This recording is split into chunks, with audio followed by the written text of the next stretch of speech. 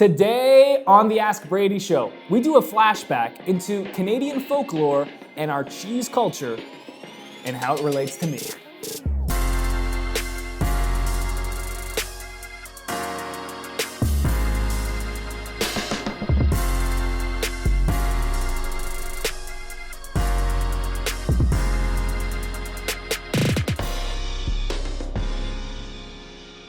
Well,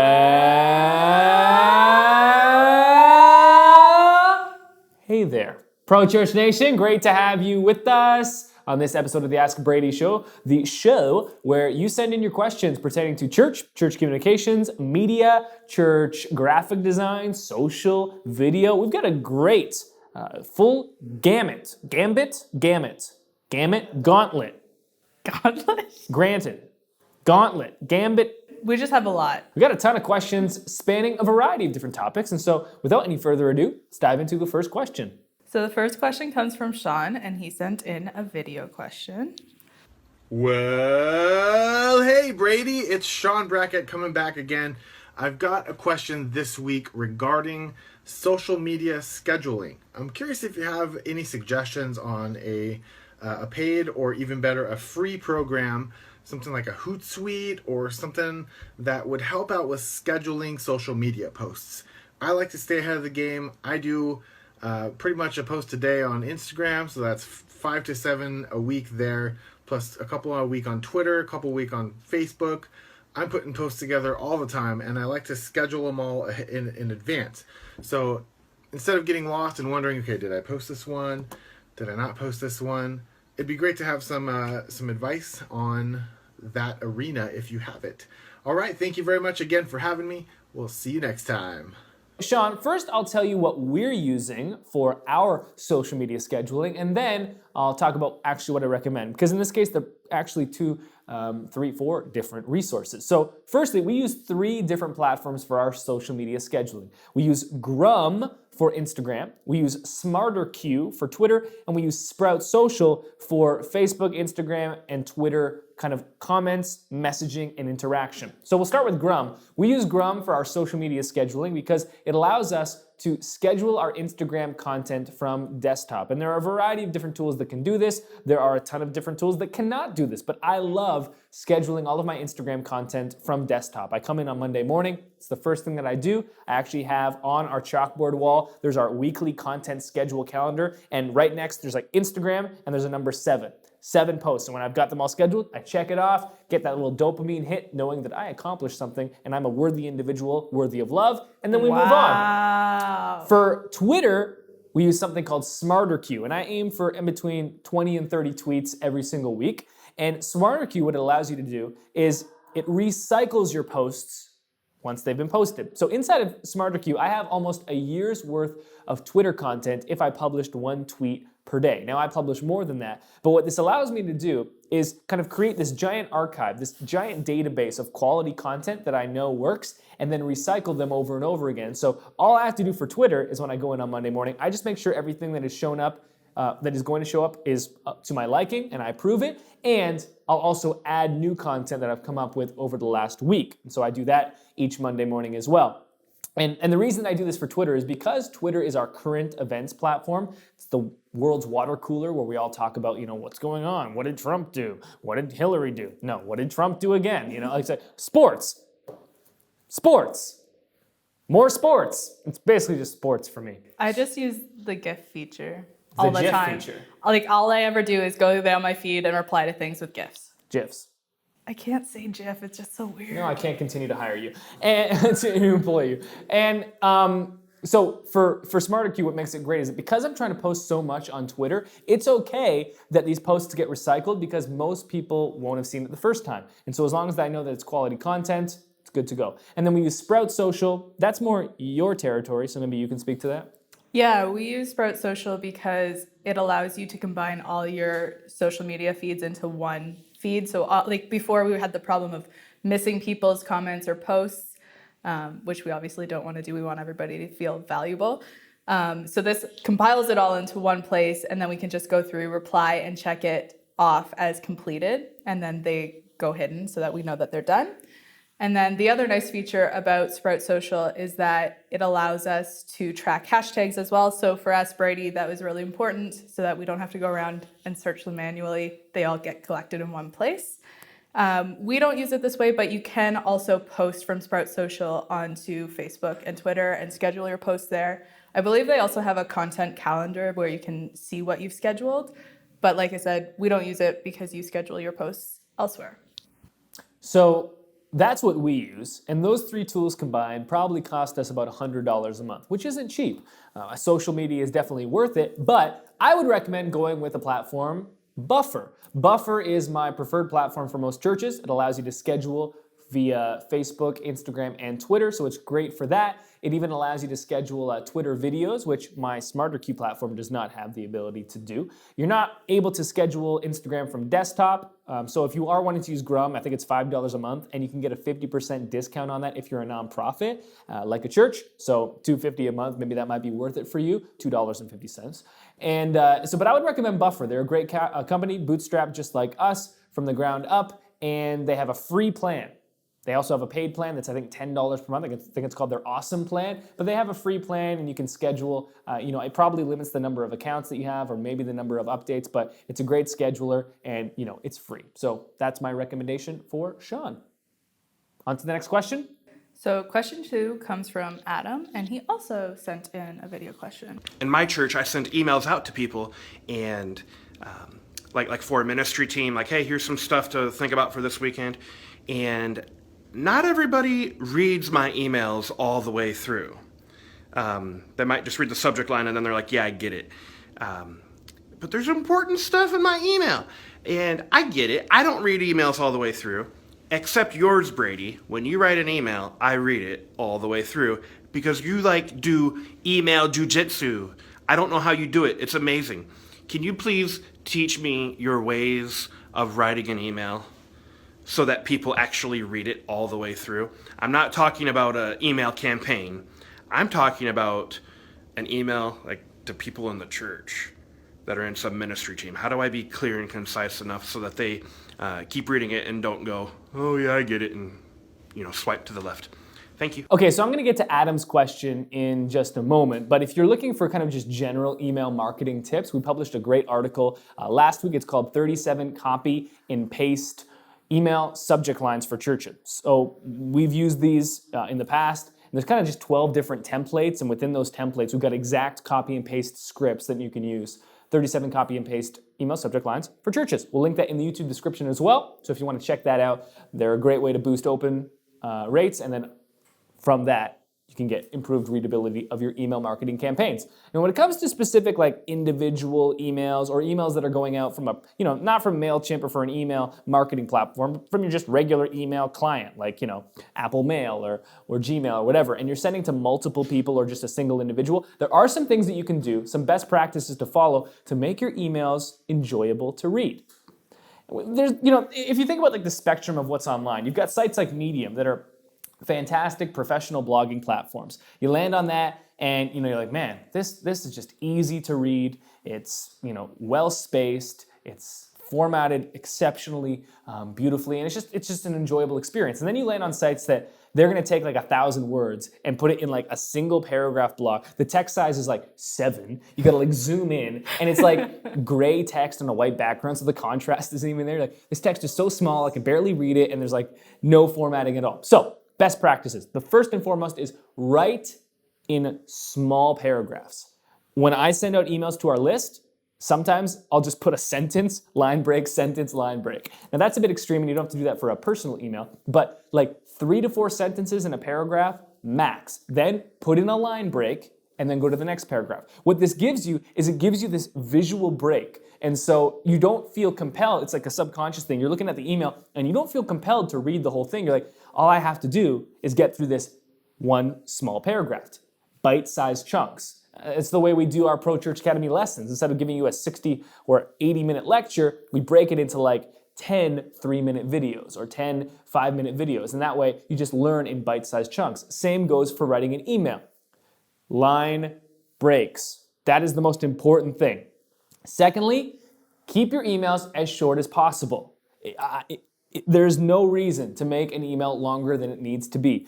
The longer someone sees your email is from the beginning, they're less likely to read it. Now, line spacing and paragraph breaks, that's gonna help. But if you open an email, and we've all had it, you open an email and you're just like, oh, because you know you're about to go through a marathon. So you wanna keep them short. I don't know, maybe I should have tested this. I don't know how long our emails are generally on word count, but keep it as short as you possibly can. You know, a couple hundred words, 500 or less for sure. Don't go beyond that. Especially these types of emails that are like frequently updated where you gotta send them out and they're more like logistical emails. Okay, third thing, bold, highlighting, and headers. If you have a bunch of different things to talk about, break it into headers. And these are like we'll just do 5 quick tips when it comes to formatting. This is beyond just like your basic line break. Formatting things that will make your emails more readable. Bulleted lists, numbered lists, bold, italics, and headings. You'll notice this in all of our blog posts. Anytime I can put something into a list, I do. Why? Because lists are much easier to read. Anytime I can put something into a numbered list, a listicle, now I'm really winning. Why? Because you can see it and you know exactly how many things you're investing in. If you see like, oh, it's a numbered list of 5. Okay, I've only got 5 things to read, I can do this. It's all about subconscious, convincing the reader subconsciously that they can get through this. We're all gonna get through this together. It sounds silly, but this is how it works. Headers, break up your topics. We do this with our blog. Instead of having 700 straight words, we'll break them up into different sections. And so we'll title the section, and that gives the reader an expectation. Oh, here's what I'm gonna get when I read this. And then bold and italics just works for breaking up your individual words. It's hard when, even with 3 or 4 lines, if it's all the exact same, you break it up with a bold here. This is really matter, put some emphasis. Put an italics there. I don't know why. Italics for some reason. No reason, just make something italics for fun. A different emphasis. It's all about keeping the reader on their feet visually. You don't want to lull them into a sleep, you know? It's the same thing that applies to verbal communication, but applied to written, okay? Instead of just like a lecture for 60 straight minutes, how can we break this up with line breaks, bold, italic, heading, numbered, bullet lists? And then finally, the subject line. Don't be boring with your subject lines. Don't be like ministry update for like May 27th. I'm gonna delete that so hard. I'm gonna delete that and then block you. I'm gonna delete that, block you, close my account, start a new email account, and then not give you that email address. You don't have to use like the super crazy email marketing ones that I share in that blog post that I mentioned. Those are probably a bit much for like a personal email or for an email to someone else. A group of people. But I saw something this week from Stephen Pressfield, and he said that anytime he gets an email that has the header like, hey, or hello, or he's like, I don't even read those. The worst. I always just think they're those spam ones. You know how like you get those spam accounts that are just like, hey, and then you open it's like, go to this link to buy like cheap sunglasses or something. Yeah, like Chanel bags, so I $4. was just like, they're hacked, and I'm like, Ray-Ban. What is it with Ray-Ban? I don't know, It's man. always Ray-Ban. I guess I want cheap Ray-Bans. Why not like Burberry or Chanel or, you know, there are so many great high quality brands, but it's always the glasses. Anyway. It's true. So those are my best tips. Lots of really good golden nuggets in there. Nuggets of gold. I'd prefer if they were chicken nuggets, but okay, fine. Feeling hungry? Some McNugs? Okay, favorite dipping sauce for the McNug? I only ever get sweet and sour, so I don't know. Basic. Hot mustard, easy. Jonas? Sweet and sour. Basic. Brandon? Black pepper ranch. Do they have that?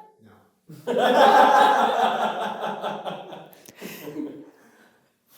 Of course, you would pick something not on the menu. Quick little story. So Brandon is here doing some behind the scenes filming right now, along with Jonas, who's on the main camera.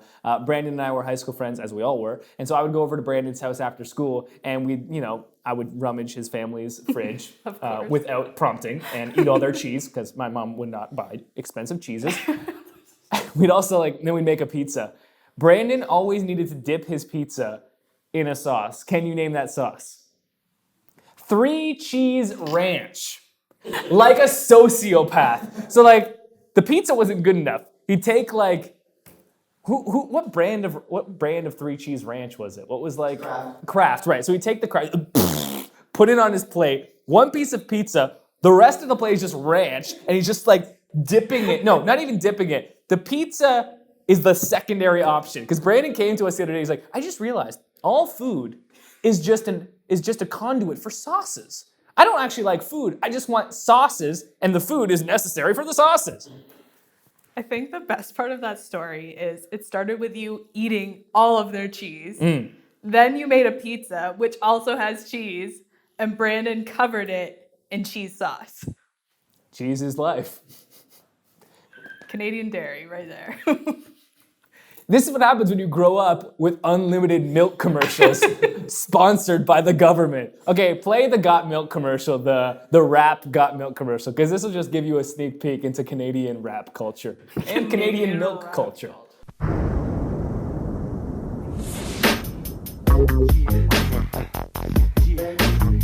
Straight to your bone, from the farm to the fridge. We know what you want, cause we know how you live. We got the big bad Bessie with the M-I-L-K. We be chillin'. Want milk? I said more milk. Come on. Want milk? I said more milk. Come on. All right, let's go on to the next question. Question 3 comes from Adam.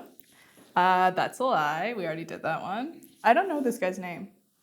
Did I send it to you? Yeah. Oh, this was a video question that was sent to my private, my personal Facebook message, which you don't have access to. So I had to download it, Slack it to you. So I don't know this person's name either. Anyways, he sent in a question. Sorry, eh?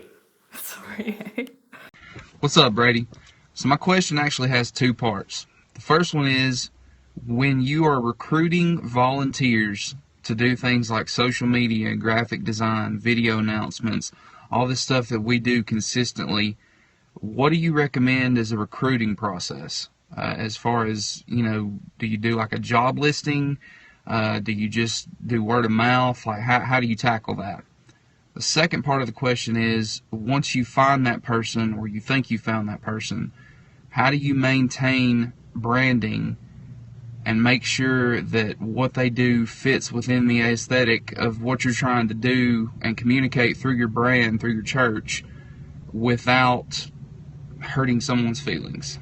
That's what I need to know, man. Thanks so much. There are 2 things that I would recommend that you do. And depending on how big your church is, or depending on how difficult of a process you're having getting new members to sign up for volunteering, you can try one or the other and then eventually try both. First is, if you're a smaller church, always start with pre-existing relationships.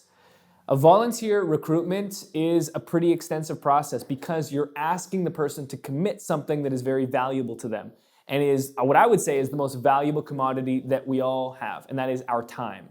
Especially for younger people, and the stats and data would back this up. Yeah, we love money, we want to make that bank, but our time is our most important commodity. It's definitely true for me. This whole business, the reason we have Pro Church Tools is so that I can have 100% control over my time. And so when you're asking someone to volunteer, you're asking them to give up their most precious resource. And when they give that up, they don't get it back. And so because it's such a big ask, the easiest way to get that is to start with your biggest relationships, the ones that are pre-existing. It's gonna be a lot harder to send out an email, to do an announcement from stage, if you ask based on a pre-existing relationship you have, or a pre-existing relationship that someone else on staff has, or, like a friend of a friend, which is also great, that's the best place to start. If you've exhausted those efforts, or if you're having still more trouble, now we can begin trying with other communication methods. Email, stage announcements, text blast, stuff like that, social media. Here's what I do. Again, recognizing that you're coming from a position of weakness. You're not coming from a position of strength. You're asking someone to give up their most valuable commodity, their time. They're not getting it back. So understanding you're coming from a position of weakness, you need to ask in such a way that incentivizes them to respond. So there are ways to do this where you have like a volunteer fair, where the fair itself is an event that is really exciting and a lot of fun, and it's low commitment, and then you get someone to commit from there. You could do a trial period where it's like, it's like riding around with a police officer. You're like, look, it's just for a ride along. You're gonna try it out for a week, no long-term commitment, and then we'll see where we go from there. Take this big ask and this position of weakness and dilute it in some way by incentivizing them or making the ask not so big. So make it more simple, like just a 1-week trial, start with a ministry fair, an events fair, and see where they fit in the best, or create some type of incentive to actually make them feel like it's an awesome thing to do. That's the best way that we found with recruitment. Start with pre-existing relationships. If you've exhausted all of those efforts, if they're not working, or if you're a much bigger church that needs something a bit more broad, far-reaching, go with taking your big ask and making it smaller. Incentivize. Okay, now when it comes to getting people to actually follow with brand guidelines, I understand where this individual is coming from. Sorry, we forgot your name because it was a personal message on Facebook, so I feel like I should know it, but we get a lot of those. What you want to do is you want to take the pressure off of you and put it on the rules and guidelines that you put into place. So this is like the classic trick, okay? If you have a set of concrete brand guidelines, a style guide, any type of brand guidelines that are put into paper, in writing, that everyone knows exist, when someone creates something or does something that doesn't fall in line with the expected guidelines, you're not the bad guy when you go to them and say, look, Roxanne, we're not able to use this graphic because it doesn't follow our brand guidelines. They can't go, how dare you? You can be like, look, it's not my fault. This is the brand guidelines. We all have to obey it. And by having that accountability that everyone is accountable to this set of guidelines means that it's not that they are like a rogue. It's not like they are just not talented enough. It's not like they or you have a personal beef with them. It's not about them. You're all accountable to the same rules. This is a great way to take the burden off of you and to put it onto this inanimate object, these guidelines. And then, you know what? You can just get mad at the guidelines and not mad at you. So that's what I always do. These are the expectations. We're all in this together. And if you don't match up with the expectations, that's just the way it is. We can't just go about trying our own things, and neither can I. I can't do that. I'm accountable just as much as you are to the brand guidelines. So of course the key is creating a great style guide, one that accounts for any and every situation, and you can expand on it as those situations arise. But making sure that you have that in place beforehand, because if someone comes to you and they say, yeah, here's my graphic, and you're like, wow, you're thinking to this, yourself to this, you're like, wow, we can't use this. It's really poorly designed, or it doesn't follow the guidelines, or it's just off-brand. If you don't have those set of guidelines in place, well, then you're in a confrontation where you have to tell this person, look, we can't use this. And that's when it can get to feeling personal. They feel slighted. They feel underappreciated. They feel insulted, which you don't want. So put the burden on the rules, expectations, guidelines, and style, and not on yourself. Yep. All right. Question 4 comes from Joseph. Joseph asks, what's the best way for someone like me who is a recent grad with a degree in graphic design, wants to get into graphic design or other creative positions in a church to go about doing that? I don't currently have any church experience. Okay, so there's a pretty big debate raging around free work, especially in an economy that a lot of people feel is unfair. So just to do like a little bit of like grand macroeconomics, you've got baby boomers that at an unprecedented rate are not retiring. We see this in the church world. Average senior pastor is now 10 years older than they were when we were born. 1992 was like average lead pastor age, 42. Now it's 52. So that's being seen across every industry. You've got these baby boomers that would normally retire, but they didn't save properly or something like that, so they haven't retired. And so all these new people that are coming into the workforce don't have the positions they normally would. And then all the old people are saying, lazy millennials, get jobs. And they're like, retire, old man, so I can have one. Oh my gosh. A little bit of an interesting dynamic that's going on. And so there's this kind of debate and rage over free work, especially in the world of creativity, and may not be worse or louder, more noise than in the graphic design world, where sites and services like 99 Designs and Fiverr exist, which a lot of professional designers are feeling like, this is diluting my craft. Now everyone can create a logo. And all the work that I did, especially in this instance where, what's his name? Joseph has a degree. And now people like that can feel like, I went to all this work, I paid so much money, I worked so hard, and people are spending $5 on a logo. Here's what I would say is most important. Recognize that you have no control over the way the market is.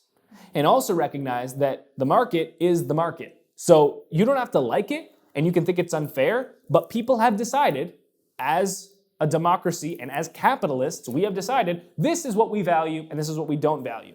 And clearly, people have been upset for paying X amount of dollars for graphic design. They feel like, look, there's enough services that we can do it cheaper and do it ourselves, or do it for way more affordable than we used to be able to do it. So that's just the way that it is. So what can you do to offset this? Well, the great thing is that you have a degree. Churches will value that, so that's a great start. What I would do is what I did, which was teach everything that I know.